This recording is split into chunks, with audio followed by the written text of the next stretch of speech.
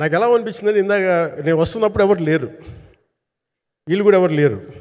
నేను వచ్చి చాలాసేపు కారులో కూర్చుని, ఎందుకంటే మళ్ళీ మీరు తిట్టకూడదు, లేట్ వచ్చాడు, నీకు డిప్యూటీ సీఎం అయితే పొగలు వచ్చేస్తాను మీరు అంటారండి. నాకు అట్లా అనిపించలేదు. నాకు ఫస్ట్ టైం ఎందుకు మీడియా ఇంటికి నాకు ఎందుకు అలవాటు పోయిందంటే, నేను వచ్చిన కొత్తల్లో ఈ జ్యోతి చిత్ర సితారా పేపర్స్ ఉన్నాయి. ఎవరో ఫొటోస్ వేయమంటే దిస్ గా ఈజ్ నాట్ సేలబుల్, ఇంకా అవసరం లేదు అంటే నా ఫోటోలు వేసేవాళ్ళు కాదు. సో నాకేమనిపించింది సార్, ఇంక నేను మన ఈయన కాడికి నేను ఏమి అంటున్నాను నాకు తెలియదు అని చెప్పేసి మా నిర్మాతలు కూడా ఉండేవాళ్ళు కాదు. సో నాకు పబ్లిసిటీ లేకుండా సినిమాలు రిలీజ్ అవ్వడం అలవాటు అయిపోయింది నాకు. సో అదే ప్రాక్టీస్ అయిపోయింది నాకు అంతే.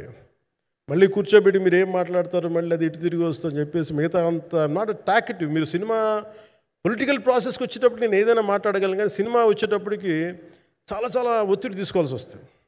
అంటే ఎంత కథ చెప్పాలి, ఎంత కథ చెప్పకూడదు, ఈ మాట అద్భుతంగా ఉందంటే ఏం అద్భుతంగా ఉందని మళ్ళీ తిడతారు. తర్వాత 100 ఆలోచనలతోటి స్లో డౌన్ అయిపోతాను. బట్ కానీ నాకు మనస్ఫూర్తిగా ఈ సినిమా ఐ హోప్ వచ్చిన ప్రతి ప్రేక్షకుడికి ప్రేక్షకులందరికీ కూడా ఒక మంచి అనుభూతిని ఇస్తుంది. నేను మనస్ఫూర్తిగా నేను నమ్ముతున్నాను. ఖచ్చితంగా అలాంటి అనుభూతిని ఇస్తుంది.